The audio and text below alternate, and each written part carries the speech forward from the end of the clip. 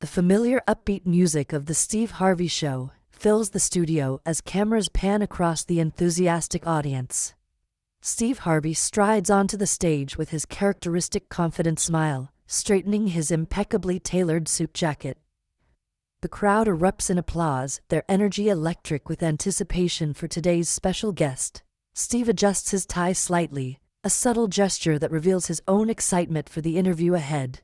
Today we have a very special guest, Steve announces, his deep voice carrying through the studio, an actor whose portrayal of Jesus in The Chosen has touched millions of lives around the world. As Jonathan Roumie walks onto the stage, the audience rises to their feet in respectful admiration. Jonathan moves with a humble grace that seems almost contradictory to his rising fame, waving gently to the crowd with a warm smile. His simple outfit, dark jeans, a crisp button-down shirt, and a blazer, reflects the understated presence he's become known for off-screen. Steve steps forward to greet him with a firm handshake that quickly turns into a brief embrace, the kind shared between men who respect each other's work deeply. What begins as a standard interview is about to become something neither the host, the guest, nor the audience could have anticipated. "Man, it's good to have you here," Steve says as they settle into their seats, the audience finally quieting down. Jonathan nods appreciatively, thanking Steve for the invitation with genuine warmth in his voice. The camera catches a moment when Jonathan notices the small crucifix hanging from Steve's neck, a subtle recognition passing across his face. Steve follows Jonathan's gaze, unconsciously touching the cross with his fingertips in a gesture that seems almost protective. "I've been following your journey with The Chosen," Steve continues, "and I've got to say, what you folks are doing is nothing short of revolutionary." Have you ever witnessed a moment when a casual conversation suddenly shifts into something profound? What happens when two people with deep faith connect on a level that transcends the typical interview format? This is the remarkable story of how Jonathan Roumie's unexpected message to Steve Harvey transformed a routine talk show segment into a powerful testimony that left everyone in the studio moved to tears, including the usually composed host himself. The interview begins casually enough with Steve asking about Jonathan's background before landing the role that would change his life.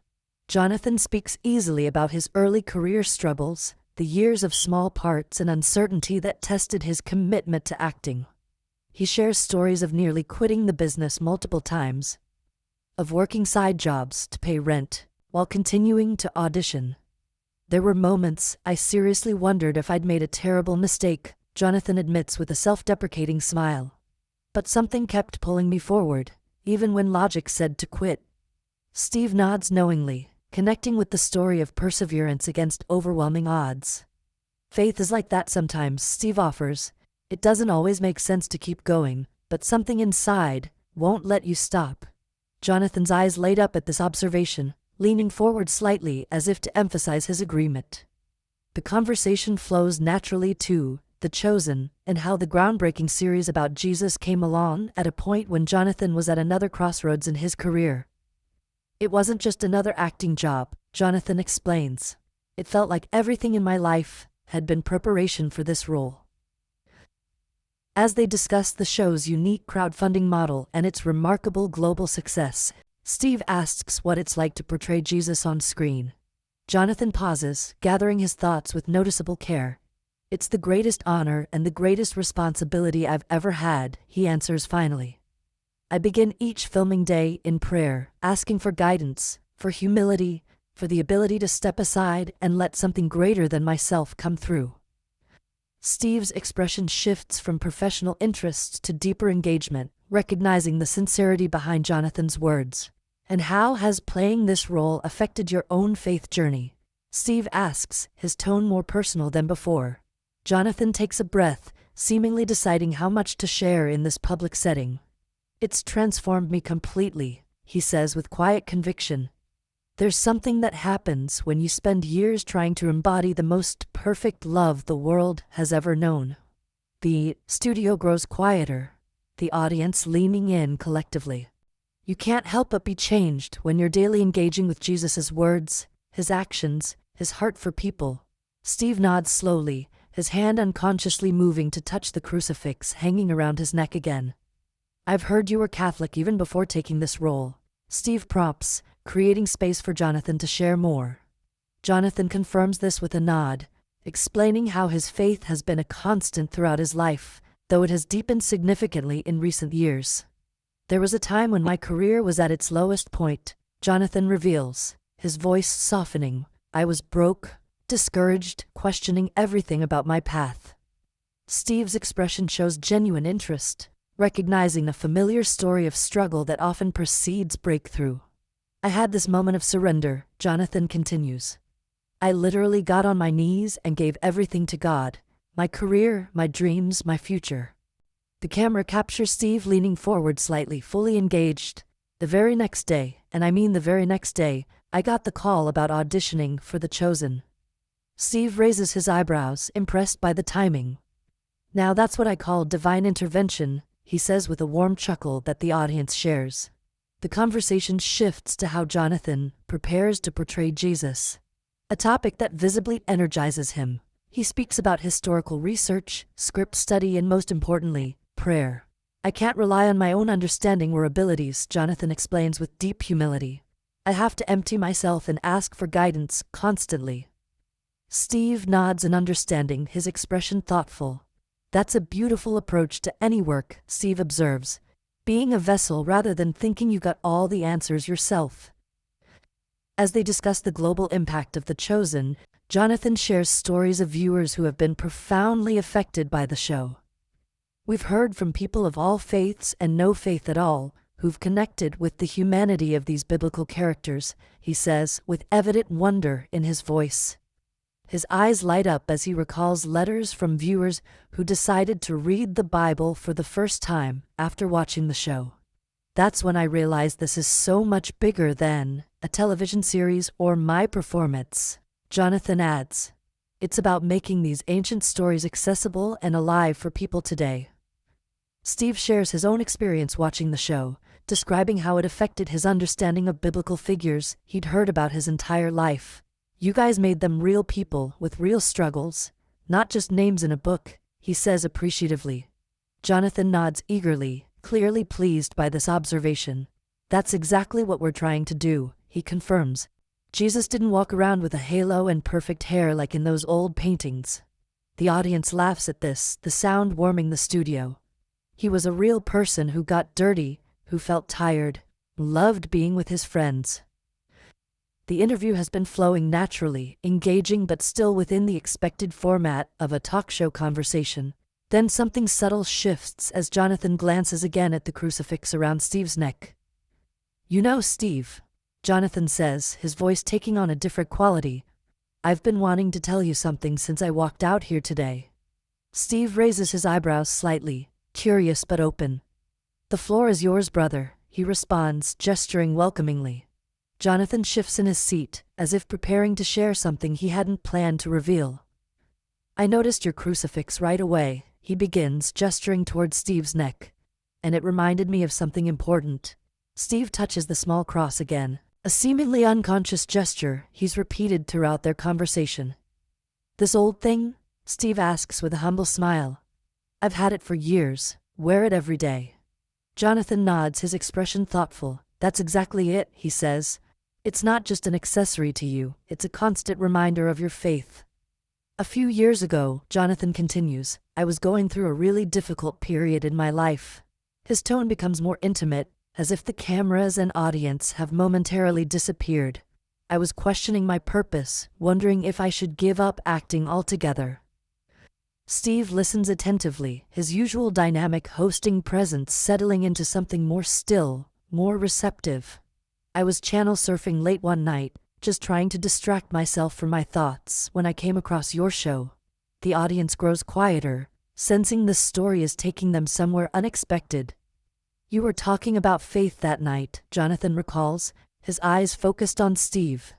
"Not in a preachy way, but just sharing your own journey, your own struggles." Steve's expression registers surprise, clearly not expecting this turn in the conversation.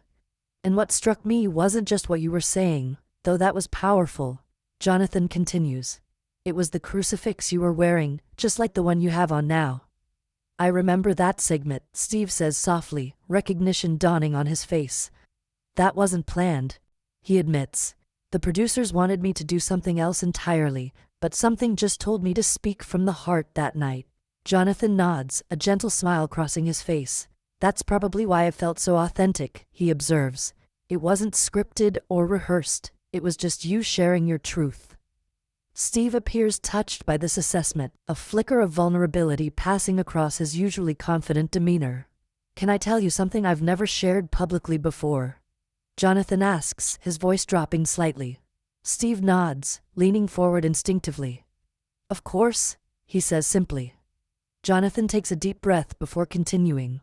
That night, watching you speak so honestly about your faith while wearing that crucifix, it changed the course of my life. The studio grows completely silent, the audience collectively holding their breath. I was at a crossroads, Jonathan explains, his expression open and vulnerable. I'd been praying for direction, for some sign that I should continue pursuing acting despite years of setbacks.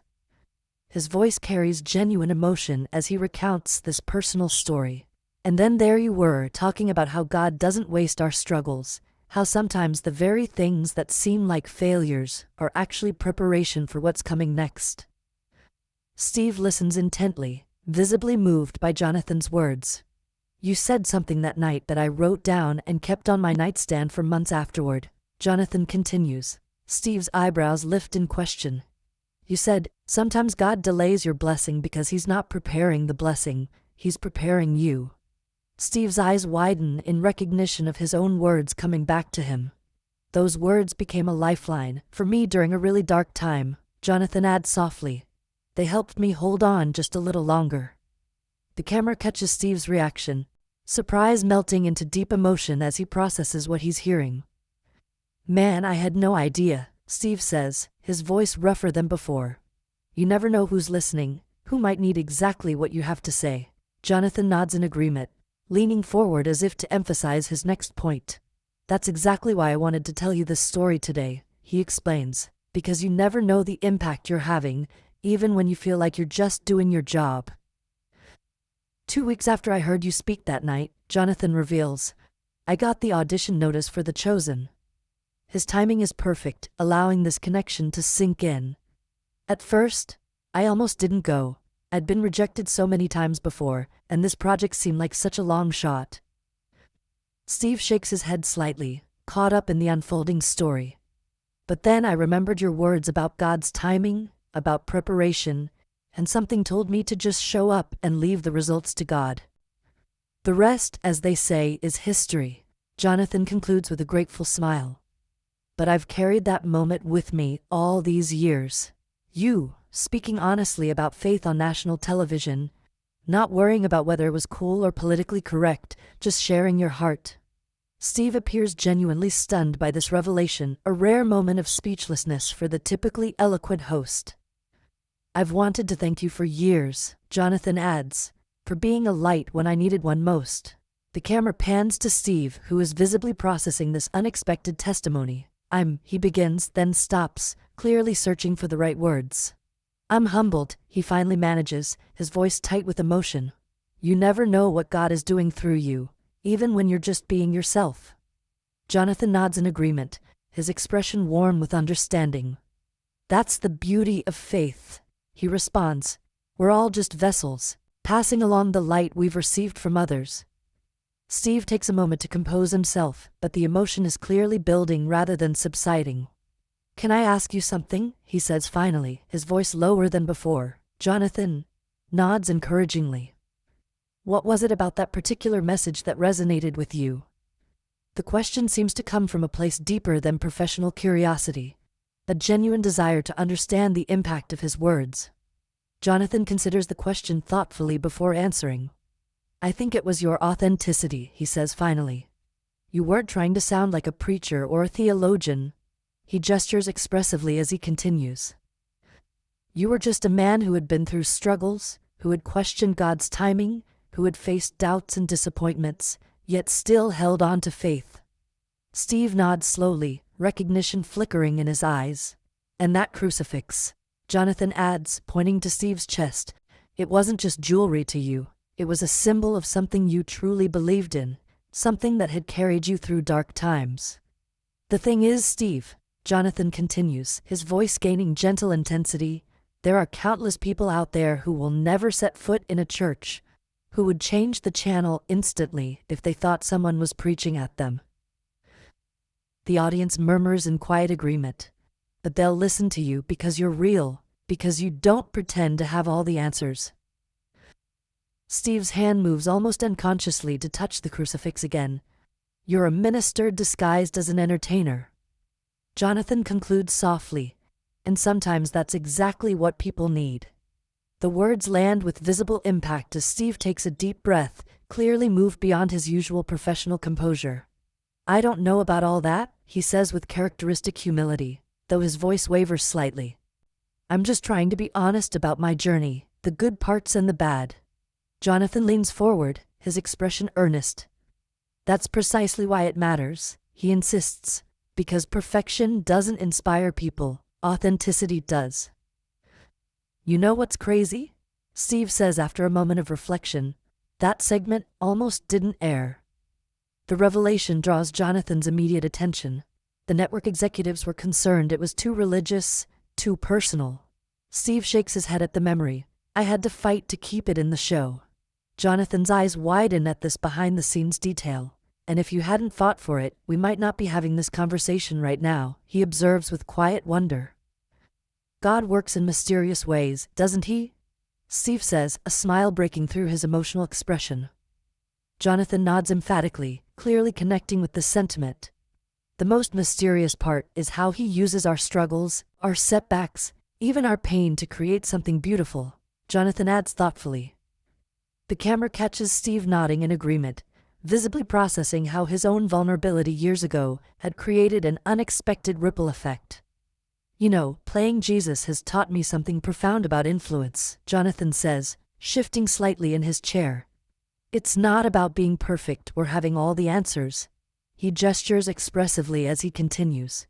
It's about being willing to be seen, really seen, in your humanity, your struggles, your faith journey. Steve listens intently, clearly resonating with these words. And that's exactly what you did that night, Steve. You allowed yourself to be seen, not just as a successful entertainer, but as a man of faith still figuring things out along the way. Steve clears his throat, emotion clearly building as he absorbs Jonathan's words. I appreciate that more than you know, he says, his voice rougher than before. There are days when I wonder if any of it matters, if sharing my faith publicly makes any difference at all. Jonathan's expression grows more intense, leaning forward, as if to ensure Steve truly hears his next words. It matters, he says with quiet conviction. I'm living proof that it matters. A moment of silence falls between them, heavy with meaning that seems to transcend the typical talk show exchange. The audience remains unusually quiet, as if collectively recognizing they're witnessing something authentic and unscripted. You know, Jonathan continues finally, there's something else I wanted to share with you today. Steve gestures for him to continue, his usual host persona momentarily set aside. After I was cast in The Chosen, I found that clip of you online. Jonathan reveals. I wanted to hear those words again to remind myself of the message that had kept me going. Steve listens attentively, clearly moved by the personal significance of his words to Jonathan. I've actually watched it before filming days when I felt particularly inadequate to portray Jesus. A smile crosses Jonathan's face as he adds, your voice has been part of my preparation process all along. Steve shakes his head in amazement, clearly processing the unexpected connection between his words years ago and Jonathan's groundbreaking role. God really does write better stories than we ever could, Steve observes, a smile breaking through his emotion. Jonathan nods in emphatic agreement. And the beauty is that he uses all of us, talk show hosts, struggling actors, everyone, as characters in each other's stories, Jonathan adds. We never know when something we say or do might be exactly what someone else needs in their darkest moment. I have a question for you, Jonathan says after a thoughtful pause. Do you still believe what you said that night? The directness of the question causes Steve to take a deep breath, his expression turning reflective. About God's timing, about how delays are often preparation? Steve considers this carefully before answering. I believe it even more now than I did then, he says finally, his voice carrying the weight of lived experience. Life has proven that truth to me over and over again. Jonathan nods, clearly pleased with this answer. So do I, he affirms warmly. And now I get to share that same message with others who are in that waiting period, who are questioning why their dreams haven't happened yet. Steve's expression opens with interest. The most meaningful conversations I have with fans aren't about acting techniques or production details, Jonathan explains. They're about faith, about perseverance, about trusting God's timing even when nothing makes sense. That's the real ministry, Steve observes thoughtfully. Not just playing a role, but living a testimony that gives others permission to keep believing. Jonathan points at Steve in agreement, his eyes lighting up at this understanding. Exactly, he confirms enthusiastically. And that's why I wanted to tell you this story today, because your willingness to share your faith openly created space for me to do the same. Steve seems to process this for a moment, then asks a question that surprises Jonathan. Do you ever doubt yourself in playing this role? The vulnerability in Steve's question creates an opening for even deeper connection. Every single day, Jonathan admits without hesitation, there are mornings I wake up and think, who am I to portray Jesus? His honesty is palpable, resonating through the studio. But then I remember it's not about being worthy. None of us are. It's about being willing. That's a word right there, Steve responds, visibly moved by this admission. Not about being worthy, but being willing. The audience murmurs in agreement, many nodding at this profound yet simple distinction. Can I share something with you, Jonathan? Steve asks, his tone shifting subtly. Something I don't talk about much. Jonathan nods encouragingly, creating space for Steve to share. That crucifix you keep mentioning, Steve begins, touching it once more. It belonged to my mother. His voice softens with reverence as he continues. She wore it every day of her adult life, through raising kids alone, through working multiple jobs, through all kinds of struggles. Jonathan listens with respectful attention, recognizing the sacred nature of this personal story. When she passed, it was the one thing I wanted, because it reminded me of her unshakable faith even when life was hard. That explains why it means so much to you, Jonathan observes gently. Steve nods, emotion visible in his eyes. I wear it every day, not just as jewelry, but as a reminder of where I come from and what I believe. He pauses, gathering himself. Some days it feels heavy, like I'm not living up to her example. Jonathan leans forward, his expression compassionate. And other days, Steve continues, it feels like strength, like she's still with me, encouraging me to keep going. Can I tell you something? Jonathan asks softly. When Steve nods, Jonathan continues with gentle conviction. I believe she sees you now, and I believe she's proud of how you've honored her faith. The words land with visible impact as Steve's eyes fill with tears. He doesn't try to hide. I believe that crucifix around your neck has become exactly what it's meant to be.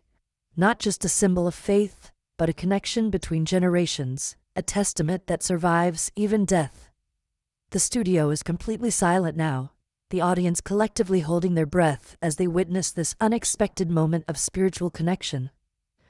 Thank you for that, Steve says finally, his voice rough with emotion.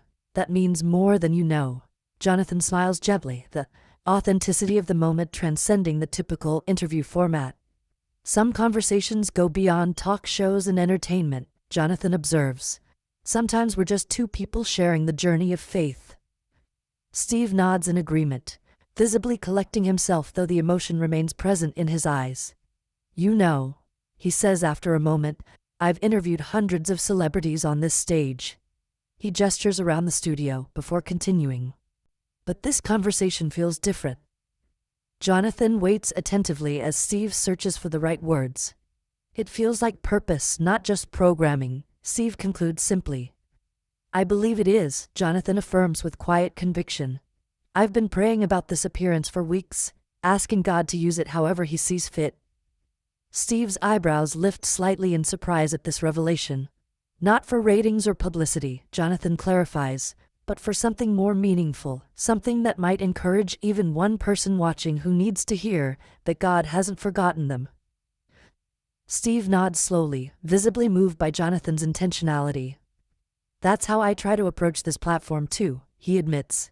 Some days I'm more successful than others. His characteristic humor breaks through briefly, earning warm laughter from both Jonathan and the audience. But at my best, I remember that this isn't just entertainment.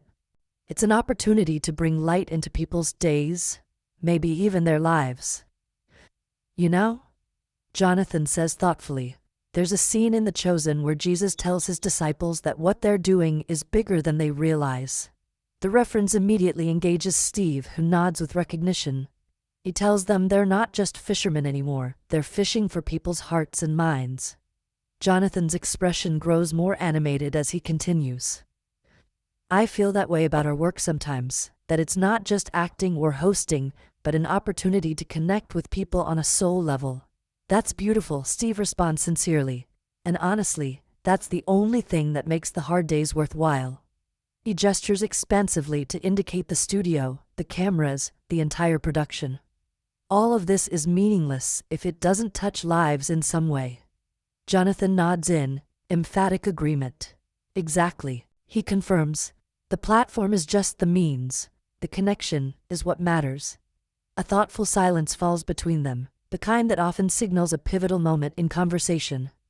Steve, Jonathan says finally, his voice taking on a different quality, there's something specific I felt led to tell you today. Steve's expression opens with curiosity. I believe God wants you to know that your mother's faith lives on, not just in that crucifix, but in how you've carried it forward in your own unique way. The words land with visible impact as Steve's composure begins to waver, emotion rising to the surface. I was praying before coming on stage today, Jonathan continues gently, and I felt so strongly that you needed to hear that you're exactly where you're supposed to be, doing exactly what you're meant to do. Steve swallows hard, clearly struggling to maintain his composure. Your voice matters, your testimony matters, and your mother's legacy continues every time you speak faith into someone's life. A single tear escapes down Steve's cheek as he absorbs these words. How did you know? He asks, his voice barely above a whisper. How did you know I've been questioning my purpose lately? Jonathan smiles gently, compassion evident in his expression. I didn't, he admits simply. But God did. The moment hangs between them, weighted with meaning that transcends the typical talk show exchange. I've been feeling burnt out, Steve confesses after a moment, his honesty creating a sacred space in the midst of the television studio. Wondering if any of it matters, if I'm making any difference at all. Jonathan listens with deep attention, allowing Steve the space to share. And here you come, telling me how something I said years ago helped change the course of your life. Steve shakes his head slightly, wonder mixing with the emotion on his face. God's timing really is something else. That's the beauty of faith, Jonathan observes warmly. We never know how God is using us, even when we feel inadequate or uncertain. He gestures toward Steve's crucifix again. Just like your mother probably never imagined how her faith would continue impacting lives through you, long after she was gone. Steve touches the cross again, this time with deliberate reverence rather than unconscious habit. You know what the hardest part of playing Jesus is? Jonathan asks, shifting the conversation slightly. Steve looks up with interest, wiping discreetly at his eyes. It's remembering that he sees beyond our failures and shortcomings to our potential. Jonathan's varies gentle authority as he continues. We're so hard on ourselves, focusing on where we fall short, but that's not how he sees us at all. That's a word for me today, Steve admits, nodding slowly. I've been too focused on my own inadequacies lately. Jonathan leans forward, his expression earnest. The disciples weren't chosen because they were perfect, he observes. They were chosen because they were willing to follow, even with all their flaws and doubts. Steve absorbs this, visibly processing its application to his own life. And look at the impact they had, Jonathan concludes. Not because of their perfection, but because of their faithfulness. I needed to hear that, Steve says with genuine gratitude. More than you know. He takes a deep breath, emotion still evident but now mixed with something else, A renewed sense of purpose perhaps, or simply the relief of being truly seen. Sometimes the teacher needs teaching too, he adds with a humble smile. Sometimes the host needs hosting. Jonathan returns the smile with warm understanding. That's how community works, he observes. We take turns carrying each other. The audience murmurs in agreement, many visibly moved by the authentic exchange they're witnessing. None of us has it all figured out, Jonathan continues. We're all just walking each other home, as they say. Speaking of which, Steve says, his host instincts returning slightly, though the emotion remains present, we need to wrap up soon, but I have one last question for you. Jonathan nods, ready to listen. What do you hope people take away from your portrayal of Jesus in The Chosen? It's a thoughtful question that clearly engages Jonathan deeply. I hope they encounter a Jesus who is both divine and deeply human, Jonathan answers without hesitation. Someone who laughs, who cries, who gets tired, who feels deeply. Not a distant religious figure, but a friend who walks alongside us in our struggles. His passion for this portrayal is evident in his animated gestures and earnest expression. I hope they see a Jesus who doesn't demand perfection, but simply asks us to follow him, exactly as we are. That's powerful, Steve responds appreciatively, because most of us feel pretty inadequate most of the time. Jonathan nods in understanding. Exactly, he agrees. We're not called to perfection, we're called to faithfulness. He pauses thoughtfully before adding, and faithfulness just means showing up each day, doing our best with what we have, and trusting God with the results. Steve absorbs this, nodding slowly. Thank you for this conversation, Jonathan, he says with unusual sincerity. It's been... He pauses, searching for the right word. Sacred. Jonathan's expression reflects perfect understanding. For me too, he affirms warmly. Some interviews are just jobs, but others are divine appointments. Steve's eyes widen slightly at this characterization.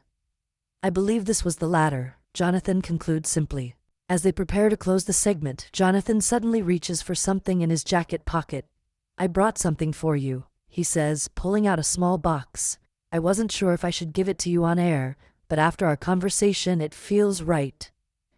Steve looks surprised and touched by the unexpected gesture. You didn't have to bring me anything, he says, though his expression shows genuine appreciation.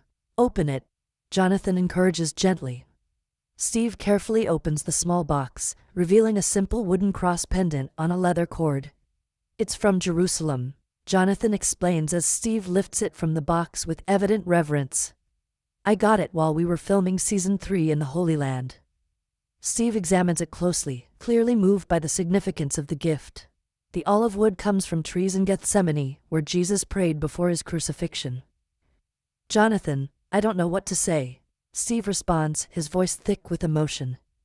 This is incredibly meaningful. He holds the pendant carefully, looking from it to Jonathan with genuine gratitude. I wanted you to have something tangible to remind you that your faith journey matters, Jonathan explains warmly. That even when you don't see the impact, God is working through you in ways you might never know this side of heaven. I'll treasure this, Steve promises, carefully returning the cross to its box for safekeeping. And, every time I see it, I'll remember this conversation. Jonathan smiles, clearly pleased that his gift has been so well received. That's my hope, he affirms, that it serves as a reminder of God's perfect timing, how he brought us together today, exactly when we both needed this encouragement. Steve turns to address the audience, who have remained unusually quiet throughout this deeply personal exchange. Folks, I've been doing this show for a long time, he begins, emotion evident in his voice despite his effort to maintain composure. But I don't think we've ever had a moment quite like this before. The audience murmurs in agreement, many visibly moved themselves. Sometimes you think you're just doing an interview and God turns it into something else entirely. That's how he works, Jonathan adds with a gentle smile, using ordinary moments for extraordinary purposes. Steve nods in agreement, still visibly processing the unexpected depth of their conversation. I came here thinking I'd be asking Jonathan about his acting career, Steve admits to the audience. Instead, he ministered to me in ways I didn't even know I needed. Jonathan shakes his head slightly, characteristic humility evident in his expression. That's all God, he says simply. I'm just grateful to be part of it. Steve reaches over to clasp Jonathan's hand briefly in a gesture of sincere gratitude. Well, I thank God for using you today, he says with unusual vulnerability. And I have a feeling many people watching needed to hear this conversation too. As they prepare to conclude, Steve turns once more to Jonathan. Before we wrap up, is there anything else you want to share with our audience? It's an invitation that clearly opens the door for Jonathan to leave viewers with a final thought. Just that whatever you're going through right now, whatever struggle or waiting period you're in, it's not wasted, Jonathan says, looking directly at the camera. God is working, even when you can't see it, preparing you for what's ahead. The audience responds with spontaneous applause, many rising to their feet in appreciation of Jonathan's authenticity and encouragement. Steve stands as well, clearly moved beyond his usual professional demeanor. Ladies and gentlemen, Jonathan Roumie, he announces, his voice carrying both emotion and respect. The applause grows louder as Jonathan stands and embraces Steve warmly. Not the brief performative hug of television, but a genuine connection between two men who have shared something meaningful. As the applause continues, Steve wipes discreetly at his eyes, no longer attempting to hide his emotional response. We'll be right back after this break, he says to the camera, his voice rougher than usual, but filled with authentic gratitude. The cameras begin to cut away, but not before capturing one final moment. Steve looking down at the small box containing the wooden cross, then back at Jonathan with profound appreciation. Behind the scenes, as the show goes to commercial, Steve and Jonathan continue their conversation away from the microphones. Staff members move around them, preparing for the next segment, but there's a bubble of sacred space around the two men that everyone instinctively respects. Producer signals are ignored for a moment as they complete what feels like a divinely orchestrated exchange. When the cameras return, Steve addresses the audience with refreshing candor. If you're just joining us, you missed something pretty special, he admits, his composure mostly restored, though the emotion remains evident in his eyes. Our guest Jonathan Roumie and I just had one of the most meaningful conversations I've ever experienced on this stage. The audience murmurs in agreement, the atmosphere in the studio noticeably different from the typical talk show energy. Sometimes television is just entertainment, Steve continues thoughtfully. But sometimes, if we're fortunate, it becomes a vehicle for something more important. He gestures toward Jonathan, who sits beside him with characteristic humility. Thank you for your transparency, your encouragement, and your faith, Steve says sincerely. You came to talk about The Chosen, but you ended up reminding all of us about what truly matters. That's very kind, Jonathan responds with genuine appreciation. But I believe that's exactly what The Chosen is ultimately about, reminding people of what truly matters. He glances around the studio, taking in the audience with a warm smile. We get caught up in our daily struggles, our careers, our problems, and sometimes we need to be reminded of the bigger picture. Steve nods in agreement, his hand unconsciously touching the small box containing the Jerusalem cross. And sometimes that reminder comes from unexpected places, like a talk show that suddenly becomes something more. As the segment comes to a close, Steve announces upcoming dates for the new season of The Chosen, encouraging viewers to watch. This isn't just a TV show, folks, he adds with heartfelt conviction. It's something that can change how you see faith, how you see others, and maybe even how you see yourself. Jonathan expresses his gratitude for the platform to share about the series. We never expected it to reach so many people worldwide, he admits with humble wonder. But that's what happens when you step out in faith and let God lead. He takes it further than you could have imagined. The camera captures one final moment between them as Steve reaches out to shake Jonathan's hand. Thank you for being God's messenger for me today, Steve says, his voice low but picked up by the microphones. Jonathan's response is equally sincere. That's how it works. We're all just messengers for each other at different times. Steve nods in understanding, visibly moved by the simple truth. Keep carrying that crucifix, Jonathan adds softly. Your mother's faith lives on through you every day. Have you ever witnessed a moment when entertainment transformed into something deeper? Have you experienced an unexpected message of hope that came at exactly the right time? Jonathan Roumie's conversation with Steve Harvey reminds us that sometimes the most powerful connections happen when we move beyond our scripted roles and speak from the heart about what truly matters. Simple gestures, like wearing a crucifix or sharing a personal struggle, can become bridges that connect us in our shared humanity and faith journey. Like, subscribe, and share if you believe in the power of authentic conversations to change lives when we least expect it.